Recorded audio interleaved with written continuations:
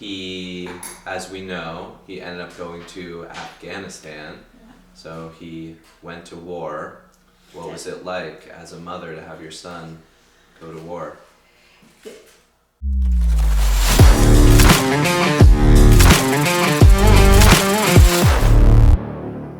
What was it like as a mother to have your son go to war? It's extremely hard. I couldn't wait to hear from him, if he would, he'd call and so on. But there were times, because he was on special secret missions, that he could not, there were weeks and weeks, sometimes months went by.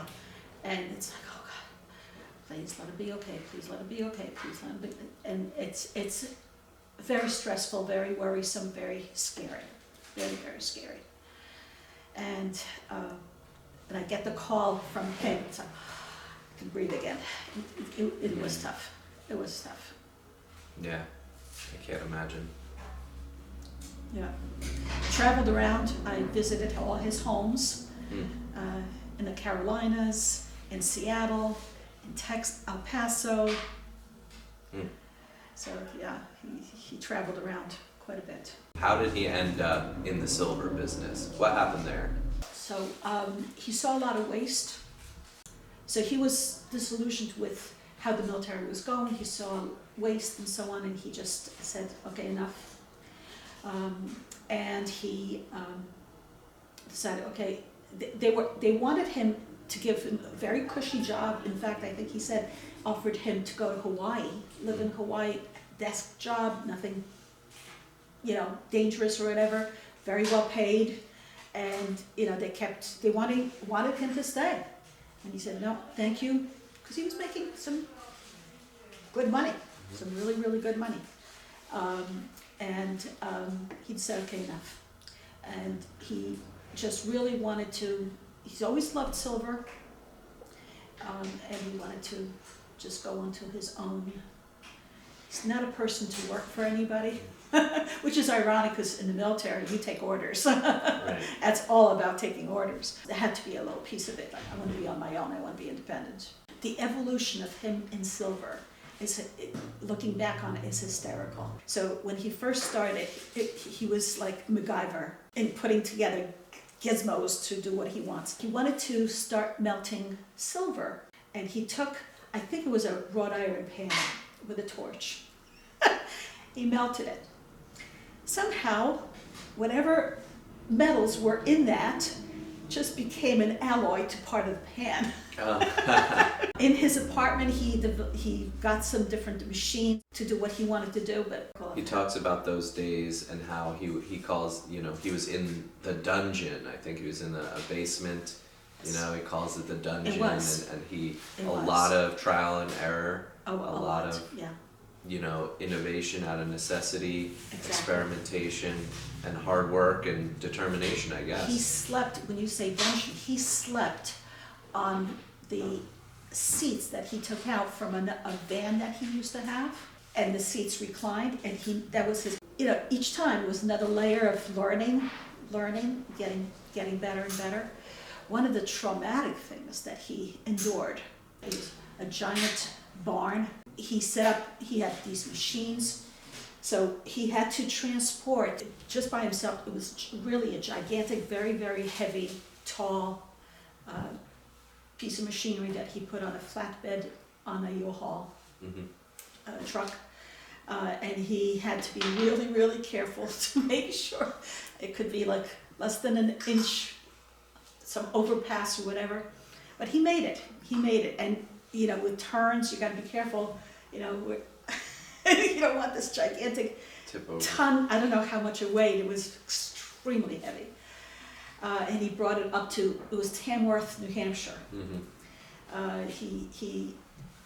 It was a big barn-like structure, very, very large, where he would do his, the minting. And there were some apartments in the back of it where he lived. And at one point he had roommates as well. But that place was another adventure for him.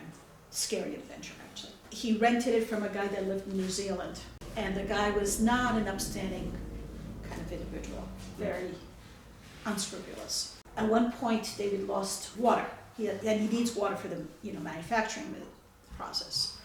And tried to figure out, called a plumber, whatever, determined that the well pump was broken. And it was one of those things that had a giant slab over the well, cement slab. That day, the guy in New Zealand, he was emailing him, said, just move the thing out of the way, anybody can do it. It's a giant slab that's, I don't know, like 8 inches thick. And this was in February, northern New Hampshire. Freezing, it froze. The plumber that came that was gonna fix it refused to go in there. He said it's too dangerous. He said, David, if you wanna do it, David did. Went in there, he fixed it. He paid for it, but the guy, this landlord, promised to reimburse him. Never did. Never did. And David hurt his back pretty bad, moving that slab thing. So that was one thing. Right. So David then moved to another location in kind of western Massachusetts, Palmer, Massachusetts. There's a dam there that literally produces electric power. And it was a big open ancient factory that they said, yeah, you can rent this out, sure, no problem. And I went to visit it also, and I'm looking at the ceiling, asbestos. I know it wasn't, I recognized it as asbestos, everything.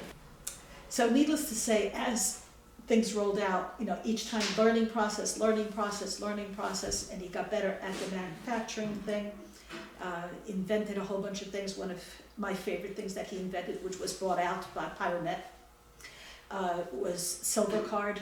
We have the silver card for sale here. We still have plenty in stock. Yeah, they're pretty. I have given them as gifts as well. Yeah, and he continues to innovate. Never shortage of that. What do you think about stacking silver? So yeah, I think it's definitely a smart idea. I support him completely. I have some building it. Yep. Depending on him guiding me through it. Yeah. Are you a prepper? To some degree. Food-wise, to some degree, nothing extreme. If everything ceased supply chain, I could live for quite some time. Okay. I have enough things that are probably not like David, but I wouldn't starve. Do you trust the mainstream media? Oh, I love the mainstream media. You know why? Comedy. Comedy. It is hysterical to watch how ridiculous, how infantile, how illogical. I watch it for comedy.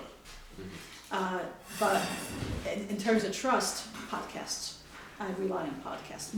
Quite a variety of podcasts. What are your favorite podcasts? So I watch Dave Rubin, Joe Rogan, I watch some Megyn Kelly, but I also watch some Sad. Have you read his books? Oh yeah. The Parasitic Mind? Yeah, on my shelf, yeah. Wonderful. Happiness. I'm waiting for his book on suicidal empathy that he's writing right now. Right. Oh, Diary of a CEO. Yes. Mainstream's dying. Yep. Dying. Absolutely dying. I remember speaking to another gentleman some months back, and he's a conservative guy. However, when I mentioned that mainstream is dying, he said, no, they're not. No way, no how. Not going to have it. That's his world. He has Right. no idea how they're all going down. What do you think of AI? I do think that AI is not going to be creative. They're going to assimilate. They're kind of a very sophisticated word processor, information processor. They're going to collect everything that's out there, synthesize it. But that's not the same thing as creating something. Not true creativity. Synthesizing is different than creating, I think. Yeah. So that's what I think is going to happen. But I think people really underestimate how many jobs are going to get lost as a result of that. Anybody that's sitting, not anybody, but many people that are sitting at a computer, that's going to be done by AI down the road. They're I don't know what they're going to do. What are the significant changes over your life that you've seen in culture, society, politics, anything like that? Oh gosh, huge.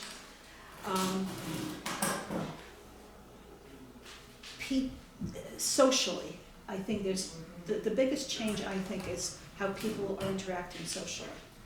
I recently remember posting on Facebook, having a debate with another individual, former high school friend, on, I'll be specific. The phrase, my truth. I have a real pet peeve about that. Because there's no 8 billion my truths in the world. Right. 8 billion people, everybody's... No, truth is a truth that is demonstrably proven to be what it is. The truth is an objective reality. Exactly. We have a limited Provable. ability to perceive it, Exactly. or understand it, or articulate it, but it exists. It's real. And it can be proven. But people have taken on this phrase, my truth. I think I know why. Because the word truth has credibility. People respect it. It has clout. It has weight. People respect it. People are also right now with social media and so on, people are disconnected more and more.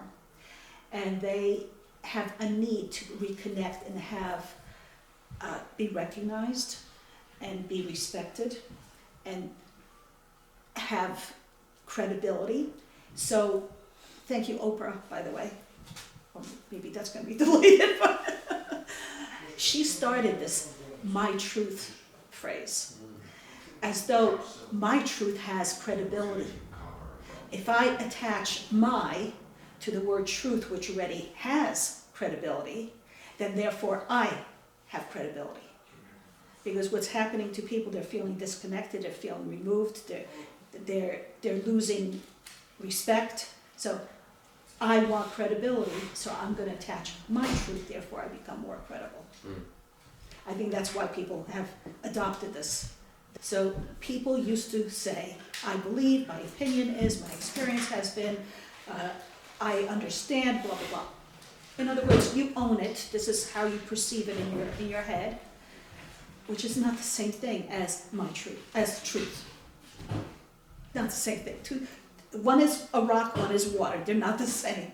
They're entirely two different things. But people have adopted it because they want relevancy. Love language. I don't know if you know, but I wasn't born in this country. I'm an immigrant myself, so I had to learn English. And so it's important to me that people use it well, use it correctly. So yeah, I have a lot of problems with the way people are using language these days. Or misusing it is more appropriate. A year and a half ago or so, I was extremely worried about the direction the world was taking, this country was taking, but I'm getting more optimistic. Fingers crossed that we're going to right this ship. Hoping. Yeah. Is David a good son? He's a wonderful boy, man. He's not only a wonderful, caring son, he's a wonderful human being. He's very, very caring. Just this one simple example. So he was over, my daughter was over, we were all together. This is near my house. We were coming back from a little hike, as a matter of fact. And as we're coming back, I was driving, and there's a car. We were going up a hill. There was a car that was stalled. 2 women were standing outside of it. And I'm like, I didn't even think of it, David says, Mom, stop the car. Let's help these people see what they need. Just out of nowhere. And we wound up pushing the car uphill so that they could get out of the traffic and stuff like that. Their car had broken down and stuff. But he's just a very, very caring, giving human being. Very compassionate, very honest, sometimes too honest. But yeah, and a very good son, very good son. Do you have any predictions for the future? I'm optimistic. Fingers crossed that people are waking up to the health issues, people are waking up to how truth has been buried or manipulated. People are waking up to a lot of things that they didn't know before. They trusted, but they didn't know, whether it's mainstream media, whatever. And that is taking on more and more energy. It's taking on more and more momentum. And as truth emerges more and more, that's going to be a good thing. All right. I think Okay. we're good. Well, Thank you very much. Thank you, Mike. Yep.